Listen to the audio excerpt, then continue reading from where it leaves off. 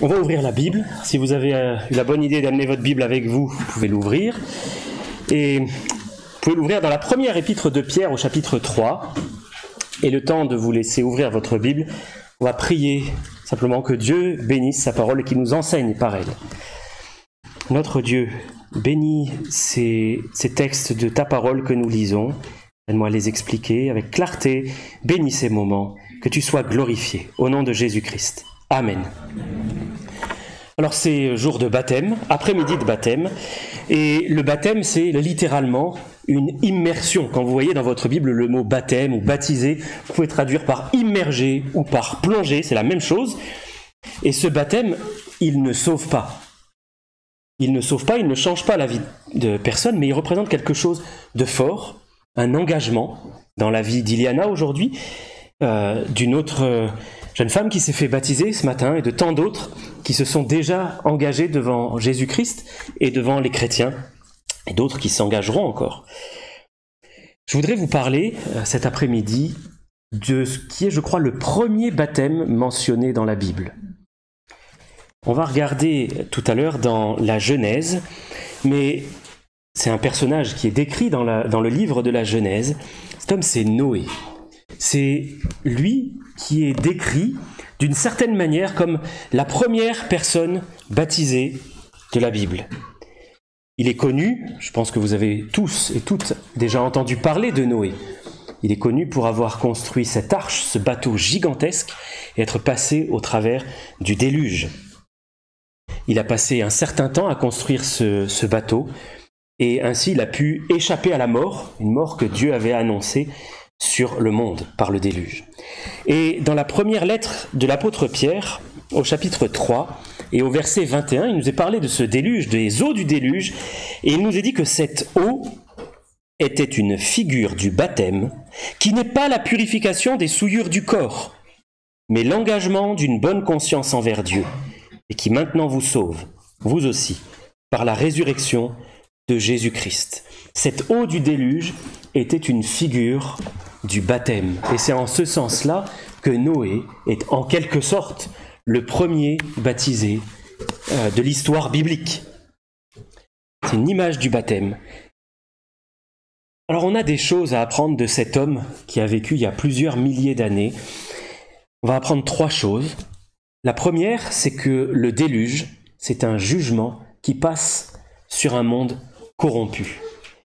Et le déluge, il n'est pas dû à un dérèglement climatique.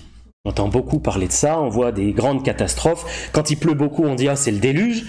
Mais le déluge qui nous est décrit dans la parole de Dieu, ce n'est pas du tout un dérèglement climatique, c'est un jugement de Dieu. Regardez dans le livre de la Genèse, chapitre 6 et verset 11. Genèse, chapitre 6 et verset 11. Donc on est dans les toutes premières pages de la Bible. Je vais y arriver. Où il nous est dit que la terre était corrompue devant Dieu, la terre était pleine de violence. Et si on regarde un petit peu plus loin, au verset 17, Dieu annonce ce qu'il va accomplir sur cette terre pleine de violence. Il dit « Moi, je vais faire venir le déluge d'eau sur la terre pour détruire toute chair ayant souffle de vie sous le ciel. Tout ce qui est sur la terre périra. »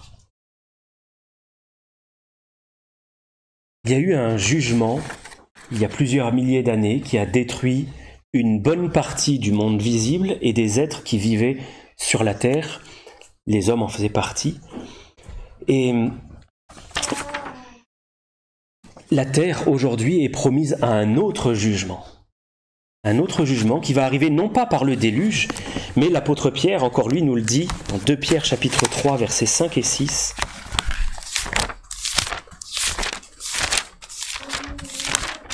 2 Pierre 3, versets 5 et 6, qu'il y a des gens qui veulent ignorer que des cieux existèrent autrefois par la parole de Dieu, ainsi qu'une terre tirée de l'eau est formée au moyen de l'eau, et que par ces choses, le monde d'alors périt, submergé par l'eau. Mais par la même parole, les cieux et la terre d'à présent sont gardés et réservés pour le feu, pour le jour du jugement et pour la ruine des hommes impies. Donc le déluge est une image du baptême, et ce déluge est un jugement qui nous annonce un jugement futur, un jugement à venir. Celui qui, comme Iliana tout à l'heure, a disparu sous l'eau, finalement il se reconnaît comme étant digne du jugement et se réfugiant derrière un jugement qui est déjà tombé sur Jésus-Christ. Lorsqu'il est mort sur la croix, Jésus-Christ a pris sur lui le châtiment de nos fautes, le jugement que nous méritons. Et celui qui se fait baptiser, qui se fait immerger, il se fait baptiser en Jésus-Christ, en son nom, eh bien il reconnaît qu'il a lui-même été digne de ce jugement. C'est ce que nous dit la parole de Dieu. Il nous dit que dans Romains 6, verset 4,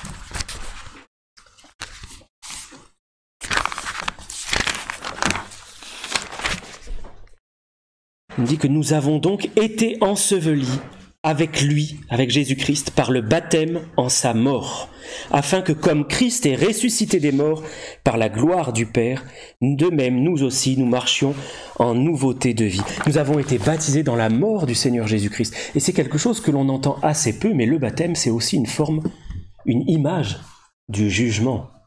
Je reconnais que Dieu doit me juger, qu'il doit juger mon péché, et qu'il l'a déjà fait en la personne de Jésus. La Bible nous dit aussi, c'est le Seigneur Jésus lui-même qui dit que celui qui croit en moi, dit Jésus, n'est pas jugé.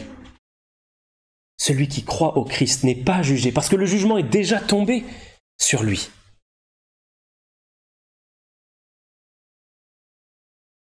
La deuxième chose que le baptême de Noé nous apprend, c'est que le salut n'est pas dans le déluge. Le salut n'est pas dans le baptême. Le déluge était là pour apporter la mort, pour montrer le jugement. Et de la même manière, le baptême ne sauve pas.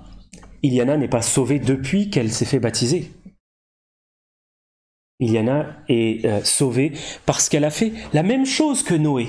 Pour être sauvée, Noé a dû faire une chose, écouter la solution que Dieu avait prévue. Dieu avait donné une solution qui était construire une arche et se réfugier à l'intérieur. C'est exactement ce qu'il a fait, c'est ainsi qu'il a pu être sauvé, lui et sa famille. De la même manière, aujourd'hui, nous pouvons être sauvés en acceptant la solution unique, prévue par Dieu, que nous trouvions refuge dans celui qui a été représenté par cette arche, Jésus-Christ, celui qui est passé au travers du jugement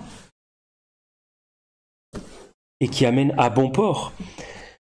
Remarquez que Noé n'était pas un surhomme.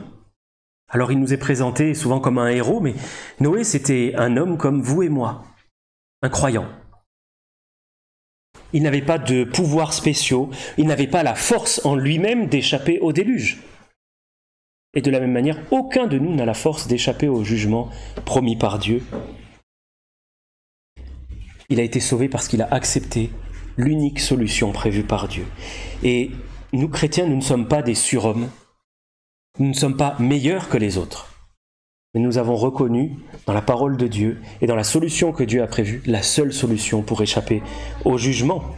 C'est l'arche qui a sauvé Noé et c'est Jésus qui sauve le chrétien. Tout à l'heure, Éric nous a lu dans Éphésiens chapitre 2 les plusieurs versets que je voudrais relire avec vous, les 5 premiers versets d'Éphésiens 2. Il parle à des chrétiens. Il leur dit « Vous étiez morts par vos offenses et par vos péchés, dans lesquels vous marchiez autrefois, selon le train de ce monde, selon le prince de la puissance de l'air, de l'esprit qui agit maintenant dans les fils de la rébellion. Nous tous aussi, nous tous, c'est les chrétiens, nous étions de leur nombre, et nous vivions autrefois selon les convoitises de notre chair, accomplissant les volontés de la chair et de nos pensées, et nous étions, par nature, des enfants de colère comme les autres. Mais Dieu, et c'est là qu'on voit la solution que Dieu a pourvue, mais Dieu qui est riche en miséricorde, à cause du grand amour dont il nous a aimés, nous qui étions morts par nos offenses, nous a rendus vivants avec Christ. C'est par grâce que vous êtes sauvés. C'est par grâce. La solution de l'arche, ce n'est pas Noé qui en a eu l'idée, c'est Dieu qui avait un plan et qui a dit à son serviteur ce qu'il devait faire. De même, venir et mourir d'une mort affreuse sur une croix, ce n'est pas un homme qui en a eu l'idée et qui l'aurait soufflé à Dieu. Ah, peut-être que tu devrais faire ça, ça pourrait être bien. Non, c'est Dieu qui, dans l'éternité, a déjà échafaudé ce plan, sachant à l'avance ce qui allait se passer. La rébellion de l'homme et toutes les souffrances qui allaient suivre. Dieu avait déjà prévu une solution. Noé n'aurait pu faire aucune bonne action qui l'aurait aidé à faire face aux eaux du déluge. Rien. Il n'aurait pas pu changer suffisamment pour échapper aux eaux du déluge. Et nous-mêmes, nous ne pouvons pas changer ni faire de bonnes actions qui nous permettraient d'échapper au jugement. Il nous faut la solution de Dieu. La troisième et dernière chose que nous apprend Noé, c'est ce qu'on a lu tout à l'heure dans le texte, dans le premier texte, c'est que c'est l'engagement d'une bonne conscience envers Dieu. Le baptême témoigne que la personne s'est engagée à vivre devant Dieu avec une conscience pure. Noé s'était engagé envers Dieu à mener une vie de sorte qu'il pouvait avoir bonne conscience. À un autre endroit dans la Bible, il est appelé le prédicateur de la justice. Et il a scellé cet engagement, il a montré qu'il était attaché à Dieu, qu'il était un homme pieux en montant dans l'arche. Et de la même manière, un chrétien, quelqu'un qui croit, qui est né de nouveau, scelle son engagement en passant par les eaux du baptême. Alors, il s'est passé quelque chose d'assez spécial pour Noé. C'est qu'il est monté dans l'arche alors qu'il était dans un monde qu'il connaissait, qui lui était familier, mais un monde qui était corrompu. Et il a préféré laisser ce monde derrière lui, avec sa corruption, pour aller vers une nouvelle expérience de la vie. Lorsqu'il est descendu de l'arche, longtemps après, il était sur une terre renouvelée, il a fait l'expérience d'une vie nouvelle. Et le chrétien fait exactement la même chose. Quand il s'est abrité en Jésus-Christ, bien il fait l'expérience de ce que la Bible appelle la nouvelle naissance. Une vie que Dieu implante dans un cœur et qui ensuite va s'épanouir. Donc le chrétien reste dans le monde, mais il n'en fait plus partie. Ce n'est plus la même chose. Et je termine en faisant remarquer une chose. La Bible nous dit que la porte de l'arche s'est refermée sur Noé. Mais ce n'est pas Noé qui est monté et qui a claqué la porte derrière lui.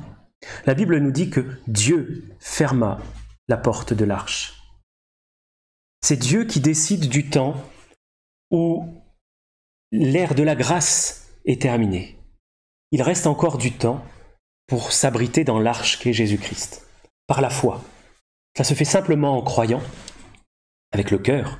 On a lu tout à l'heure, si tu confesses de ta bouche et si tu crois dans ton cœur, en croyant du cœur que Jésus-Christ est mort pour les péchés, qu'il est ressuscité, c'est ainsi que l'on s'abrite en lui. Viendra un temps où cette porte sera fermée. Et je termine en vous posant cette question. Êtes-vous entré? Êtes-vous entré dans cette arche? Êtes-vous en Jésus-Christ? On va prier ensemble. Notre Dieu, tu appelles encore à venir s'abriter en toi, en ton Fils, celui que tu as envoyé pour nous. Et je prie, Seigneur, que tu attires encore et que tu parles. Je ne connais pas le cœur de ceux qui se trouvent devant moi cet après-midi, mais je te prie de les bénir, de parler à leur cœur et de les encourager. Je prie que tu te révèles à eux, que personne aujourd'hui ne se prive de cette grâce que tu veux offrir et d'une vie nouvelle avec toi. Dans le nom du Seigneur Jésus-Christ. Amen.